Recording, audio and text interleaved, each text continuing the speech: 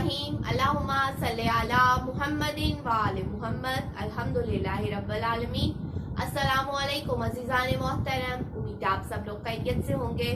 खुदावंद आलम से दुआ दरख्वास्त है कि वो हमारे आखिरी इमाम मेहदी अलैहिस्सलाम का जल्द अज जल्द ज़हूर फरमाए, हमारा शुमार इमाम के हामियों और नासरों में हो, आमीन या रब्बल आलमीन। अज़ीज़ान मोहतरम, आज के मेरे बयान का मौजू जनाब मईसम तम्मार की वो पेशन गोई है जो उन्होंने 10 मुहर्रम के हवाले से की थी। जनाब मईसम तम्मार जो कि अमीरुल मोमिनीन हजरत अली इब्न अबी तालिब अलैहिस्सलाम के एक अजीम सहाबी हैं। हजरत अली इब्न अबी तालिब अलैहिस्सलाम से इंतहा का इश्क करते थे। उनकी मोहब्बत में, उनकी मवद्दत में अपने जान माल सब कुछ कुर्बान करने का इरादा रखते थे और मौका पड़ने पे इमाम अली इब्न अबी तालिब अलैहिस्सलाम के साथ खड़े भी होते थे। उनके इश्क और मोहब्बत और इसी वफा की बुनियाद पे इमाम अली इब्न अबी तालिब अलैहिस्सलाम ने जनाब मईसम तम्मार को इल्म गैब अता किया था। इल्म गैब से मुराद ये है कि जनाब मईसम तम्मार मुस्तकबिल में होने वाले वाक़यात के मुतालिक लोगों को आगाह कर देते थे। उनमें से एक पेशन गोई 10 मुहर्रम के हवाले से है, यानी रोज़े आशूर के हवाले से है। शेख सदूक नकल करते हैं जबला मकैया से, यानी जो रावी हैं इस बात के वो जबला मकैया हैं। वो बयान करते हैं कि अमीरुल मोमिनीन हजरत अली इब्न अबी तालिब अलैहिस्सलाम के सहाबी जनाब मईसम तम्मार ने एक मर्तबा कहा कि ये उम्मत अपने नबी के फर्जंद को 10वीं मुहर्रम के रोज शहीद कर देगी और फिर उनकी शहादत के दिन को बाबरकत तस्वर करेगी। और वो लोग जो कि खुदा के दुश्मन है और रसूल अल्लाह के दुश्मन है, वो इस दिन को बाबरकत तस्वर करते हुए मनाएंगे और इस दिन को बाबरकत समझेंगे। ये बात खुदा के इल्म में आ चुकी है और ऐसा होकर रहेगा। जबला मकैया कहते हैं कि ए मईसम तम्मार, ये कैसे मुमकिन है कि कोई भी मुसलमान अपने नबी के फर्जंद को शहीद करने के बाद उनकी शहादत के रोज को एक बाबरकत दिन की तरह गुजारे। जनाब मईसम तम्मार कहने लगे कि वो लोग एक ऐसी हदीस को बयान कर देंगे कि जिससे लोग ये समझने लगेंगे कि वाकई 10वीं मुहर्रम का दिन एक बहुत बाबरकत दिन है।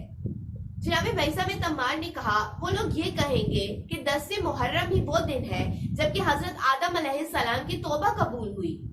लेकिन जब हम तारीख में देखते हैं तो हजरत आदम अलैहिस्सलाम की तौबा अल्लाह रब्बुल इज्जत ने माह ज़िलहज में कबूल की थी।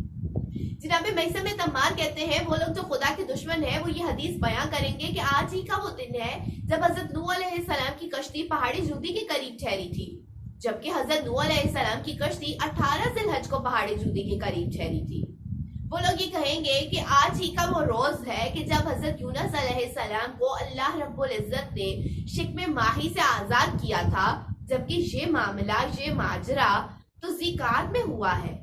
वो लोग ये कहेंगे कि आज ही का वो रोज है, यानी 10वीं मुहर्रम ही वो रोज है जबकि अल्लाह रब्बुल इज्जत ने हजरत मूसा अलैहिस्सलाम के लिए दरिया को चीर दिया था और एक रास्ता बना दिया था, जबकि ये मामला तो रबियुल अव्वल में हुआ है।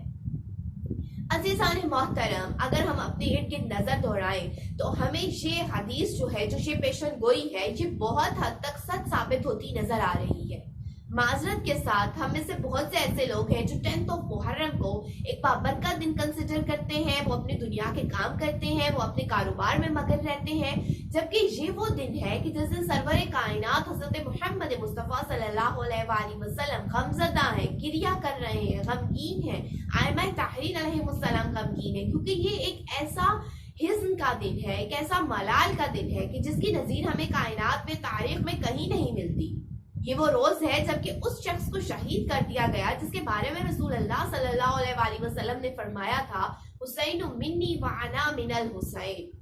हम रसूल अल्लाह सल्लल्लाहु अलैहि वसल्लम से मोहब्बत का, उनसे मवद्दत का दम भरते हैं, हम उनकी उम्मत होने का, उनकी आल होने का दम भरते हैं और इस पे फख्र महसूस करते हैं, लेकिन अफसोस के साथ हम उनके गम में शरीक नहीं होते। वो रोज की जो उनके लिए एक गमगीन दिन है, एक गमज़दा दिन है, उस दिन को हम बाबरकत कंसिडर करते हैं और कहते हैं कि ये एक बहुत बाबरकत दिन है जिस दिन ये इस्लामिक इवेंट्स हुए हैं। लेकिन अगर हम थोड़ा सा तारीख का मुताला करें तो हमें ये सारे इवेंट्स मुख्तलिफ इस्लामिक डेट्स में होते हुए नजर आते हैं। لہٰذا ہمیں یہ چاہیے کہ ہم کسی بھی حدیث پہ یقین کرنے سے پہلے یا کسی بھی حدیث کو صحیح ماننے سے پہلے اس کے متعلق تھوڑی سی اسٹڈی کر لیں، اس کے متعلق تھوڑا سا پڑھ لیں، اس کے متعلق تھوڑا سا ریسرچ ورک کر لیں، تاکہ کسی چیز کے سچ یا صحیح یا غلط ہونے کا، سچ یا جھوٹ پہ ہونے کا ہم خود فیصلہ کر سکیں، ہمیں خود اس چیز کا اندازہ ہو سکے۔ خداوند عالم سے دعا و درخواست ہے کہ وہ ہمیں حق کی معرفت عطا کرے، سچ کو سمجھنے اور اس پہ تحقیق کرنے کی توفیق عطا کرے۔ آمین یا رب العالمین۔ اللہم صلی علی محمد و آل محمد۔